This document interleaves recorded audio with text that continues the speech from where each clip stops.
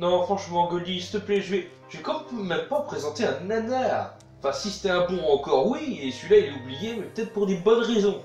Tout ça parce que j'ai perdu une simple partie de poker. C'est juste parce que t'as un peu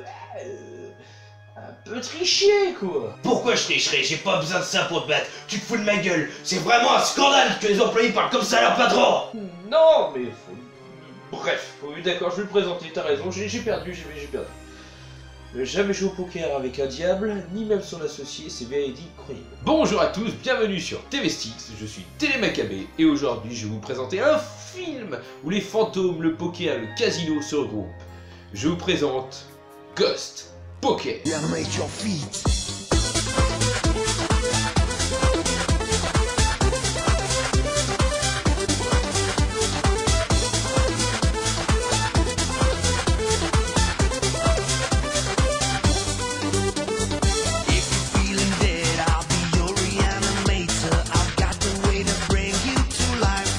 Mais avant de présenter notre film du jour, voici des sondages auxquels vous avez été nombreux à participer. Qui a gagné? Nous allons le savoir tout de suite.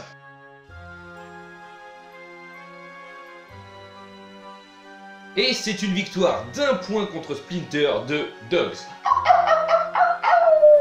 Oui, et je ressemble à un loup et je fais très mal le chien. Les animaux à 4 pattes, ça me réussit pas spécialement. Je préfère être sur mes 2 gambettes. Dogs sera donc le film présenté la semaine prochaine, mais vous inquiétez pas, Splinter et également Le baiser du diable et le retour des losers vivants qui ont fait une ex-aequo à la 3e ou 4e place comme vous voulez à 2 points reviendront dans de futurs sondages. Mais en attendant, vous pourrez savoir que la semaine prochaine, l'épisode aura du chien. Ouais, faut que je m'améliore sur mes blagues. Du coup, comme toujours, je vous propose 4 films, dont un qui n'est pas du tout un oublié du cinéma d'horreur, mais que quelqu'un m'a demandé vraiment de le faire. Du coup, voici les 4 choix d'aujourd'hui. Le premier, le connu, le Loup-garou de Londres. Sinon, vous avez également Décadent Evil 2, Les Bouchers Verts, ou alors L'Emmurée Vivante. N'hésitez pas à vous lâcher des commentaires comme toujours, vous étiez nombreux, vous étiez presque un peu plus d'une quinzaine, presque une vingtaine, à donner votre vote, votre choix, et cela me fait très plaisir. Plus vous êtes à voir, plus vous êtes à juger, plus vous êtes à liker, même à disliker si les raisons sont valables, je vous en remercie. Du coup, après cette petite interlude, passons au vif du sujet, passons dans l'univers de Ghost Poker. Notre cher Ghost Poker est réalisé non pas par un inconnu, mais par ceux que je considère comme le roi des nanars. Tout simplement Charles Band. Si vous ne connaissez pas ce nom, je vous jure que sur cette chaîne, vous allez vite apprendre à le connaître.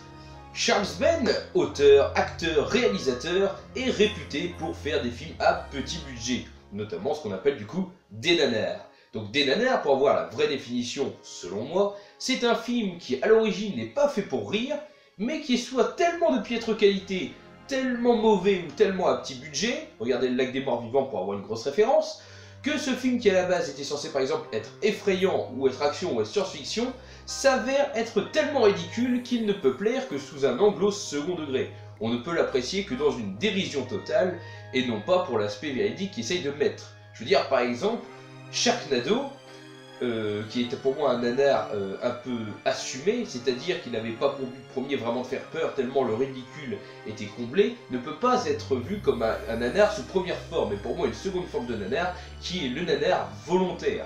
Alors que pour moi le principe d'un nanar c'est quelque chose d'involontaire. Le Lac des Morts Vivants, oui j'adore cet exemple, je me fais violence à moi-même. Je hais ce film. Le Lac des Morts Vivants, film français, était un film qui avait été créé à la base vraiment pour faire peur. On sent bien qu'ils veulent instaurer de la peur. Mais c'est juste mal joué, mal fait, mal réalisé, et du coup, c'est comique et on ne peut qu'en rire. Bref, fermons cette parenthèse et passons au vif du sujet. Charles Band, qui nous intéresse puisqu'il a réalisé Ghost Poker, a réalisé énormément de films, et notamment grâce à son studio Full Moon. Studio que j'adore, qui est réputé pour faire des films à petit budget, et ils essaient de les faire passer pour des gros budgets, ce qui est rarement le cas. Il aura fait beaucoup de grosses sagas connues. Pour les anciens, j'en citerai 2 qui sont mes favoris, à savoir Puppet Master et les Demonic Toys. Les Puppet Master, vous connaissez peut-être de nom, les Demonic Toys un peu moins connus, mais pour les grands fans, vous connaissez sûrement. Et pour les plus récentes, nous avons les sagas par exemple Evil Bong ou Ginger Deadman. Et je rajouterai à ces sagas deux petites sagas que j'ai trouvées bien cool, de la science-fiction avec la saga Trancers, et également un peu plus d'horreur avec la saga Killjoy. Franchement, regardez ces sagas, c'est assez intéressant et c'est surtout très diversifié et complètement con. Passons à l'histoire du film et nous terminons par le casting et la conclusion. J'adore cet ordre, au moins je ne risquerai pas de me perdre. Réalisateur, histoire, casting, conclusion. Ah, c'est plutôt cool. Du coup, qu'est-ce que nous raconte ce film? Une histoire assez lambda, mais qui m'a intéressé quand j'ai lu le synopsis.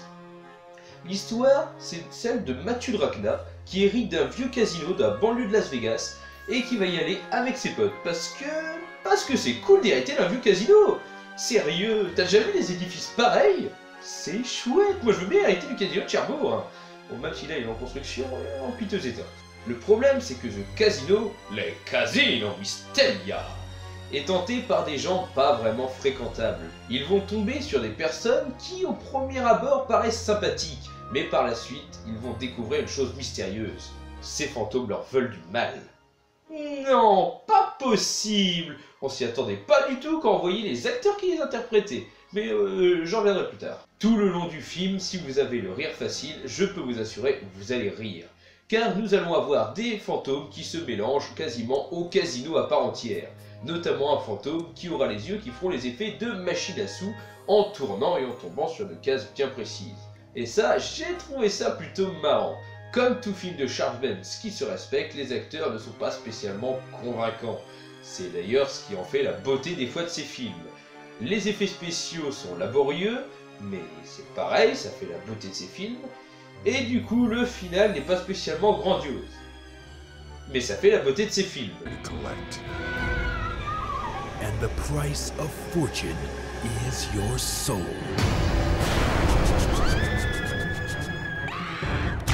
Let me out of here! Sounds like the house cut him off. Featuring Michael Berryman You got a dead man's hand. and Sid Haig in Dead Man's Hand. Je ne vous en dirai pas plus sur l'histoire, car si vous le regardez, ça serait gâcher un peu l'intérêt de savoir qui sont ces fantômes. Même si c'est pas l'histoire la plus passionnante, j'avoue que le principe reste assez sympathique, quoique un peu maladroit. Passons à une partie intéressante, le casting. Et là quand même, ce petit film méconnu a fait fort, parce qu'il a regroupé deux grandes stars pour ma part du cinéma d'horreur. Le premier, c'est Sid Haig. Sid Haig que vous connaissez forcément vu, pour au moins l'avoir vu dans un des deux célèbres films que sont La Maison des Mille Morts et Devil Reject. On l'a vu également dans des films moins bien, comme Ghost Poker par exemple que j'ai là, ou La Nuit des Morts Vivants 3D. Ouais, ça pète pas de 3 pattes à un canard. Faut que je fasse gaffe, je me transforme en Dark Magica. Pas bon. Je mettrai un peu de sel et puis ça va passer au-dessus des l'épaule. Et le deuxième acteur de renom n'est autre que Michael Berryman. Je pense que sa tête parlera plus que son nom. Tout simplement parce qu'il joue dans The Crow, mais avant tout dans La Colline à des yeux de Wes Craven. C'est lui qui nous joue un des joyeux cannibales un peu pété du bulbe, et avec sa tête assez atypique, je peux comprendre qu'il n'ait pas eu de mal à avoir le premier rôle. Du moins le premier rôle de ces cinglés. Il jouera également dans d'autres films, comme La Ferme de la Terreur, Lord of Salem, et un petit film méconnu qui viendra sûrement sur cette chaîne, à savoir Below Zero. Vous connaissez pas? C'est à peu près normal, c'est loin d'être un des plus connus. Et notre héros principal est incarné par le grand, le célèbre Scott White, qui est... bah j'en sais rien, franchement avant ce film, je le connaissais pas du tout. Et même Wikipédia ne veut pas m'apporter d'informations sur lui. Génial comme acteur principal pour vendre le film. Pour finir, je dirais que Ghost Poker ne restera pas dans les annales du cinéma d'horreur. Mais ça m'a fait quand même plaisir de vous le faire découvrir. C'est toujours plus plaisant que de vous faire découvrir Piraconda ou Sharkenstein. Oh, ils sont terriblement mauvais, les regardez pas. Sauf si comme moi vous aimez l'horreur, la collectionner dans tous les genres, ou juste vous faire violence. Là je peux vous assurer, c'est l'équivalent de se couper une veine ou de se foutre des coups de fouet dans le dos. J'en frémis d'avance. Du coup, si vous voulez sauver l'industrie de Charles Band et les petits budgets en général, achetez ce film. Regardez ce film et n'hésitez pas à me donner votre avis. Allez, je retourne faire une partie de poker et cette fois je vais latter Mr. Gold. Allez, tchuss, jouez au poker, profitez de l'horreur et surtout, crevez tous.